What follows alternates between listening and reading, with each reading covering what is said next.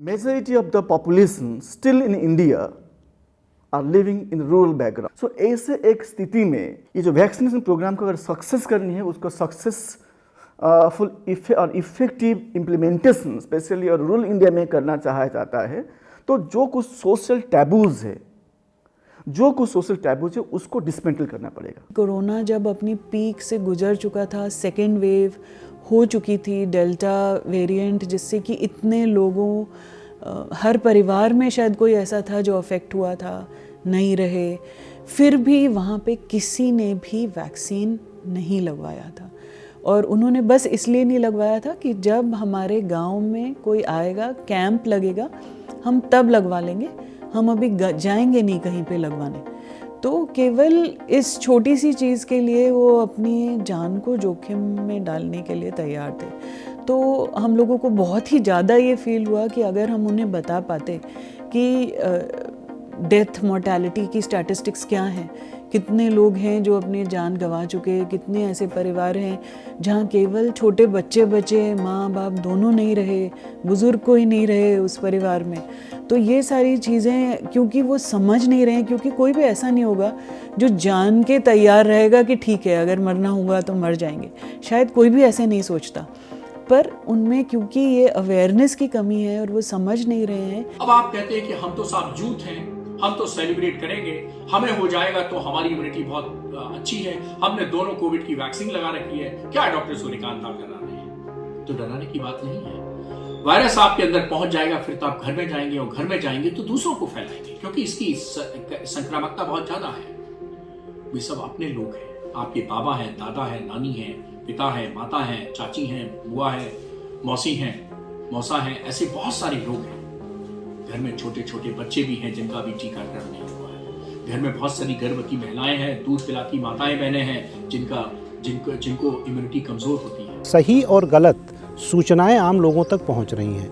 विशेष तौर पर social media के जरिए तमाम तरह की भ्रामक तथ्य भी लोगों तक पहुंच रहे हैं और उसका काफ़ी खामियाजा भी भुगता। नहीं तो शायद आज दूसरी स्थिति थी, जो हम तीसरे लहर की बात कर रहे हैं, शायद तीसरे लहर की बात ना हो रही होती अगर मीडिया ने सही रूप में अपनी भूमिका निभाई होती और लोग भी उसका अगर साथ दिए होते। तो इन सब पे अवेयरनेस प्रोग्राम्स क्रिएट करके अगर मीडिया उसकी तरफ अगर काम करेंगी तो लोगों की हेल्थ, देखिए मेंटल वेलबीइंग और फिजिकल हेल्थ सब, मतलब बायोलॉजिकल, साइकोलॉजिकल, सोशल, ये तीनों एक दूसरे से इंटरलिंक्ड है। जैसे आपकी बायोलॉजिकल हेल्थ कम हो जाएगा तो ऑटोमेटिकली उसकी साइकोलॉजिकल और सोशल इम्पैक्ट पड़ेगी, और ये वाइस वर्सा है। अगर साइकोलॉजिकल हेल्थ आपका ठीक नहीं है, ऑटोमेटिकली आपकी इम्यूनिटी सिस्टम भी डाउन हो जाएगा।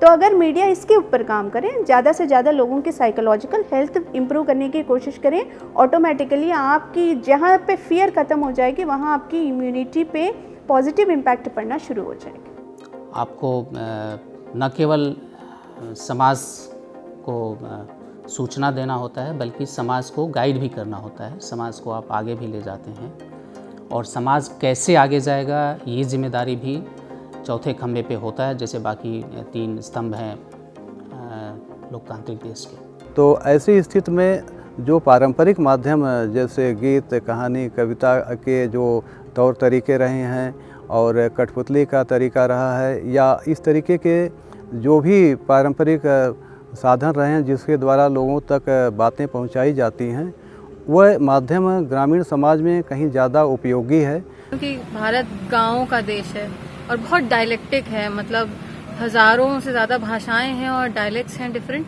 तो अगर आपको किसी बात का पेनिट्रेशन एकदम टारगेट ऑडियंस पर एकदम बहुत अच्छे से लेके जाना है किसी मैसेज को, और खास करके मैसेज एज क्रूशल एज जो कोविड को लेकर के जो सावधानियां हैं उसको लेकर के, आपको डायलेक्टिक होना बहुत जरूरी है। ऐसे में जो हमारी ट्रेडिशनल मीडिया है, फोक मीडिया है, जो कि गांव के लोगों से एक उनका हार्ट टू हार्ट कनेक्शन, एक दिल के लेवल पे कनेक्ट करती हैं, और जो जहां पर जो सूचना देने वाला है उसके अंदर जनता का विश्वास होता है, वो जानता है कि ये व्यक्ति किस बैकग्राउंड से आया है, या ये उस चीज के बारे में सही जानकारी दे सकता है या नहीं दे सकता है, ये काफी महत्वपूर्ण हो जाता है। अतः यह जो वैज्ञानिक जानकारियां हैं, इनको सरल और रोचक तरीके से ग्रामीण जनों, विशेष रूप से किसानों, महिलाओं और बच्चों को जागरूक करने के लिए लोक माध्यमों का चुनाव किया गया है। यह लोक माध्यम पुतुल माध्यम हैं, लोक कथाएँ हैं, लोकगीत हैं, जिनके द्वारा विभिन्न तरह की रचनाएं हमारे विशेषज्ञों और प्रतिभागियों द्वारा की गई, जिनका कि प्रचार प्रसार लोक कला माध्यम, पुतुल माध्यम और उनके मंचन के द्वारा गांव-गांव तक किया जा रहा है, जिनके द्वारा लोग कोरोना की रोकथाम के प्रति सचेत हो रहे हैं और उन्हें मास्क लगाना, वैक्सीनेशन करना, सैनिटाइजेशन करना, इसके प्रति सचेत किया जा रहा है।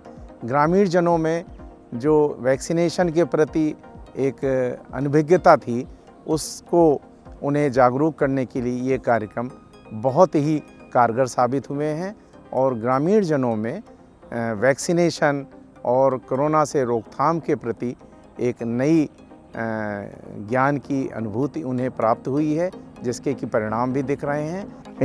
ये जो आज हम जो देख रहे हैं जिस परिप्रेक्ष्य में कोविड-19 का वैक्सीनेशन प्रोग्राम, जिसमें 143 करोड़ जनता को वैक्सीन दे दी गई है।